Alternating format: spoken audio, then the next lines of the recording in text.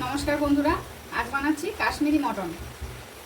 এরকমভাবে কাশ্মীরি মটন একবার বানানো দেখে নিলে বাড়িতে মটন আসলে এরকমভাবে বানিয়ে খেতে ইচ্ছে করবে। তার জন্য আমি এই কিছুটা কেটে রাখা পেঁয়াজ ভেজে বেরেস্তা বানিয়ে নেবো। আগে একটু পেঁয়াজটা হাই হিটে ছাঁকা তেলে ভেজে তুলে রাখলাম। আগে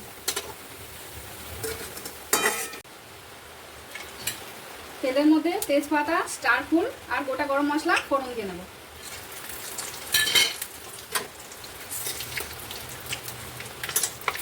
কেটে রাখা পেঁয়াজটা দিয়ে দেবো।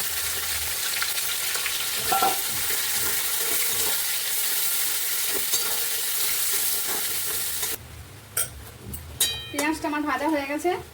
এবার এর মধ্যে রসুন বাটা, আদা বাটা আর 2 চামচ লঙ্কা বাটা দিয়ে দেবো। জিরে গুঁড়ো, ধনে গুঁড়ো আর হলুদ। এবার মশলাটাকে ভালো করে কষাবো। মশলাটা আমার অর্ধেক কষানো হয়েছে। এবার টুকরো করে রাখা টমেটোটা দিয়ে আবারও একটু কষিয়ে নেব। মশলাটা আমার কষানো হয়ে গেছে।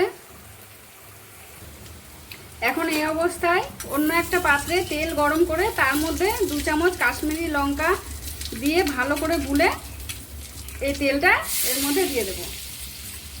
এর জন্যই এটার নাম কাশ্মীরি মটন। এবার এটার গন্ধ আর স্বাদ আসবে একেবারে আলাদা। এবার সিদ্ধ করে রাখা মটনটা দিয়ে দেব।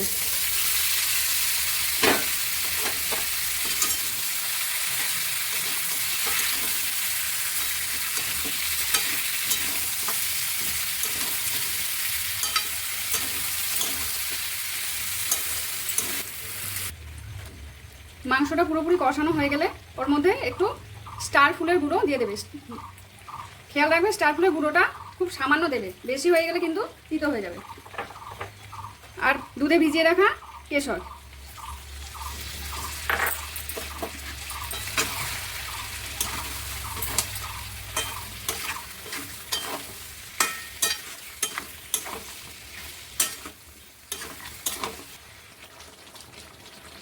এবার মটন সিদ্ধ করে রাখা জলটা দিয়ে দিলাম।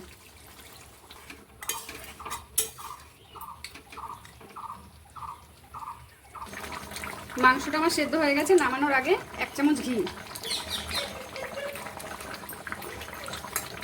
আর ভেজে রাখা পেঁয়াজটা দিয়ে দেবো।